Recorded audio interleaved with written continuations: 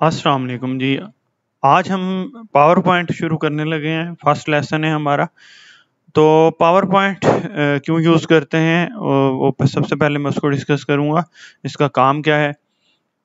अच्छा, power point 2021 में just एक नई टैब रिकॉर्ड का इजाफा किया गया है कि हम इसमें अपनी प्रेजेंटेशन बना के रिकॉर्ड भी कर सकते हैं। बाकी ये पुराने पावर पॉइंट की तरह ही है। तो पावर पॉइंट में बेसिकली प्रेजेंटेशन बनाते हैं। और प्रेजेंटेशन क्या होती है, सबसे पहले हम इसको देखेंगे।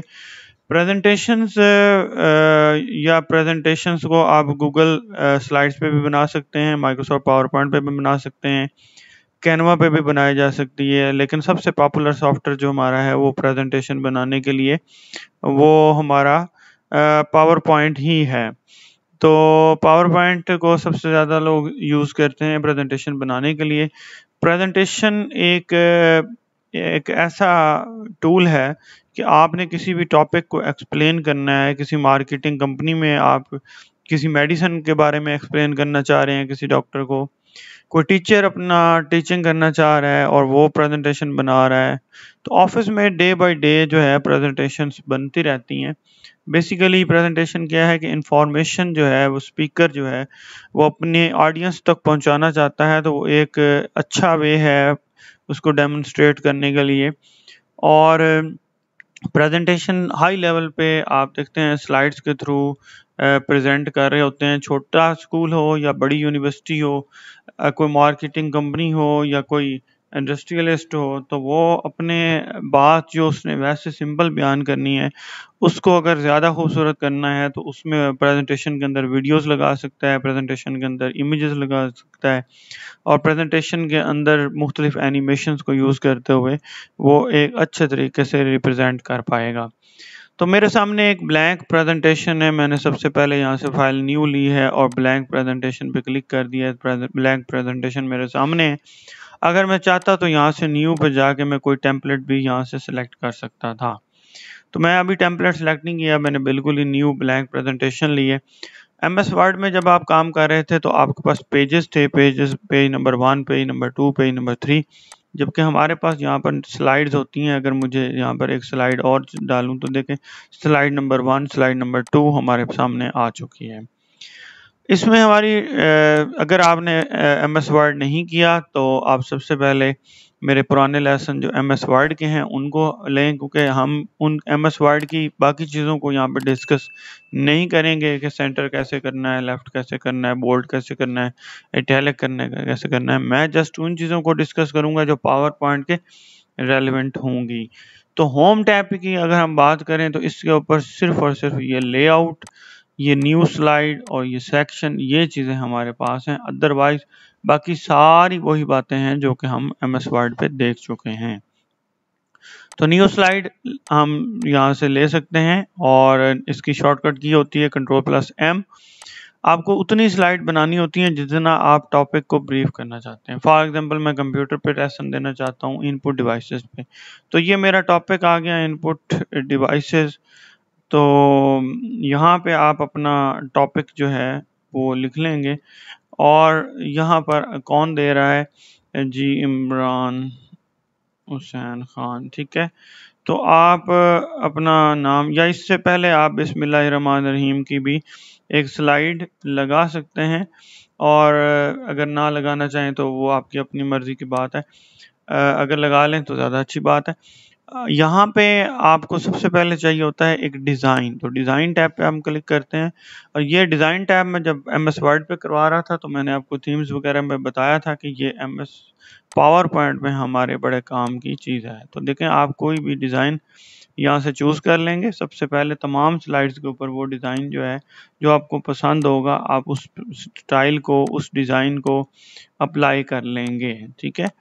और ये बड़ा काउंट करता है कि आपके कलर स्कीम प्रोजेक्टर पे कैसे नज़र आती है।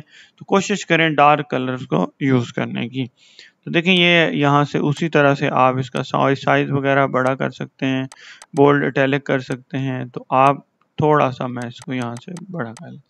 लेकिन न्यू स्लाइड ये है हमारे पास। मुझे यहाँ पर इनपुट डिवाइसेस की डेफिनेशन लिखनी है तो मैं यहाँ पर इनपुट डिवाइसेस को ऊपर यूज़ कर लेता हूँ। और यहाँ पर मुझे उसकी डेफिनेशन और एक पिक्चर चाहिए। तो मैं यहाँ पर एक सबसे पहले तो मैं पिक्चर ले लेता हूँ और ये देखें ये स्लाइड के अंदर यहाँ पर भी हमारे पास ऑप्शंस होती हैं। मैं स्टॉक इमेजेस पे चला जाता हूँ, इंटरनेट मेरा कनेक्टेड है तो मैं स्टॉक इमेजेस से इनपुट डिवाइसेस को सर्च कर लेता हूँ, या आप माउस कीबोर्ड वगैरह किसी भी इस तरह की आइटम को सर्च कर सकते हैं। अगर यहाँ पर ये पिक्चर अवेलेबल ना हो तो आप गूगल पे चले जाएं और यहाँ पे images.google.com लिखें, या आप किसी भी स्टॉक वेबसाइट से ले सकते हैं। तो इनपुट डिवाइसेस को मैंने यहाँ पर सर्च किया और बहुत सारी तस्वीरें मेरे पास आ जाएंगी और इनसे जो एक अच्छी पिक्चर होगी जो मैं चाहता हूँ कि मेरी स्लाइड पे नज़र आनी चाहिए, आप उस तरह की पिक्चर को ले लें और वहाँ पे जाके कॉपी पेस्ट कर दें। ठीक है, तो हम यहाँ से इस पिक्चर को यहाँ से कॉपी कर लेते हैं और वहाँ पे हम कर लेते हैं पेस्ट अपनी स्लाइड पे, और इसको मैं एक दफ़ा जस्ट टेक्स्ट के लिए यूज़ करूँगा तो मैं इतना सा एरिया रख लेता हूँ। कंट्रोल V मैंने किया है और ये वहाँ से डाउनलोड होके हमारे पास आ गई है। मैं अभी पिक्चर की सेटिंग में नहीं जा रहा, बहरहाल मैं यहाँ से पिक्चर की जस्ट इतनी एडिटिंग करता हूँ कि इसका मैं बैकग्राउंड रिमूव करने की कोशिश करता हूँ। तो ये बाकी चीज़ों को भी बैकग्राउंड में ले रहा है, सिर्फ कीबोर्ड को यहाँ पे ले रहा है। तो मैं थोड़ा सा कुछ एरिया इसमें से सिलेक्ट कर लेता हूँ जो रिमूव ना हो। अच्छा, ये इसने सारी की सारी रिमूव कर दी है, तो मैं थोड़ा सा एक एरिया ये यूज़ करता हूँ और थोड़ा सा मैं पेन को ले लेता हूँ, थोड़ा सा मैं वेबकैम को ले लिया है यहाँ से, यानी कि ये हमारे पास इसकी एडवांस सेटिंग है। वैसे आप कोई ऐसी पिक्चर भी तलाश कर सकते थे कि जो कि आपकी पिक्चर जो है वो ऑलरेडी ट्रांसपेरेंट हो। बहरहाल मैं इसको ट्रांसपेरेंट नहीं कर रहा हूँ, यहाँ से जस्ट सिंपली छोटा सा क्रॉप किया है और इसको ओके कर दिया है। ठीक है, स्टाइल हम दे देते हैं। तो ये मेरे पास पिक्चर आ गई है। अब मुझे यहाँ पर इसकी डेफिनेशन लिखनी है, तो मैं वो डेफिनेशन भी गूगल से ही सर्च कर लेता हूँ।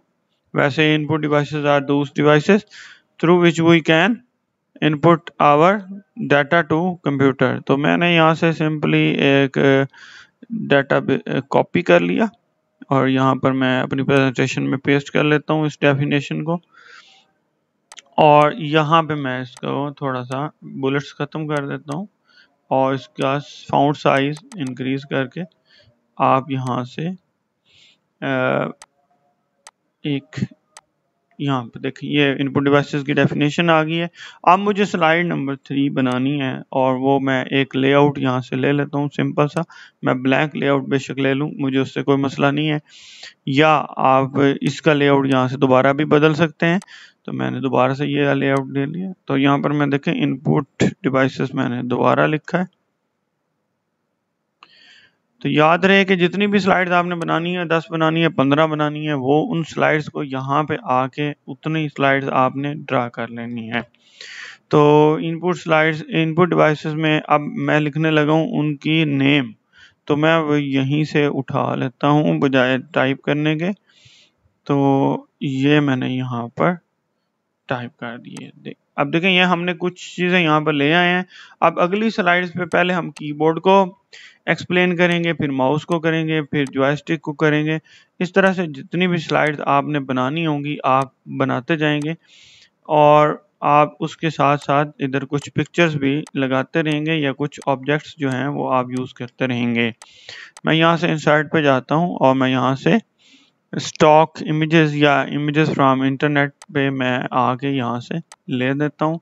अभी फ़िलहाल मुझे कीबोर्ड और माउस की एक पिक्चर जस्ट लेनी है, तो मैं यहाँ से कीबोर्ड ठीक है, और कीबोर्ड की कोई रेलेवेंट पिक्चर नहीं मिली मुझे, तो बहरहाल ये मैं यहाँ से माउस चलो सर्च कर लेते हैं। ये क्योंकि हाई क्वालिटी इमेजेस हैं इस वजह से ये न्यू फीचर है इसका, तो कम ही मिल रही हैं। ठीक है, माउस की भी इवन पिक्चर अवेलेबल नहीं है। तो मैं यहाँ से चला जाता हूँ ऑनलाइन पिक्चर के अंदर, और यहाँ से मुझे तमाम पिक्चर्स आसानी से मिल जाएंगी। ठीक है, कीबोर्ड,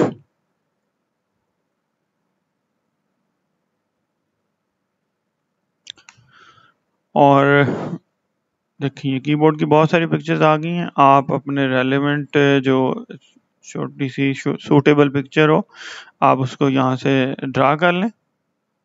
ये क्लिक किया मैंने, इंसर्ट कर लिया, और एक पिक्चर हम और ले लेते हैं यहाँ से। देखिए ये पिक्चर के नीचे कॉपीराइट का भी उसने दे दिया है कि कहाँ से ली गई है। अगर इसको रिमूव करना है तो बेशक रिमूव कर लें। और फिर एक पिक्चर हम यहाँ से ले लेते हैं ऑनलाइन पिक्चर्स में से, हमारी दूसरी डिवाइस जॉयस्टिक या लाइट पेन या ट्रैक बॉल वगैरह की किसी की भी ले सकते हैं। तो मैं यहाँ पे ट्रैक बॉल की ले रहा हूँ,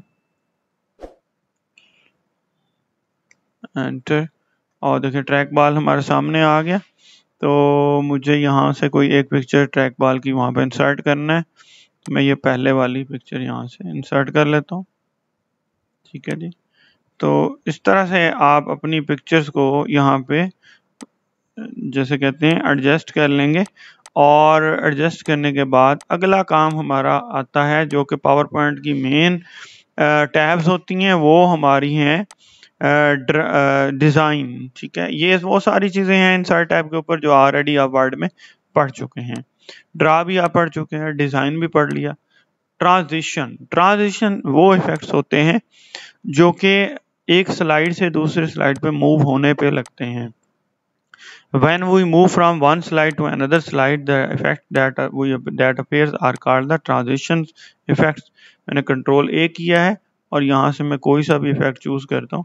देखिए ये वो इफेक्ट है जब आप इस स्लाइड को चलाएंगे, देखें तो ये आपको नेक्स्ट स्लाइड आने पे जो इफेक्ट लगेगा उसे हम ट्रांजिशन इफेक्ट बोलते हैं।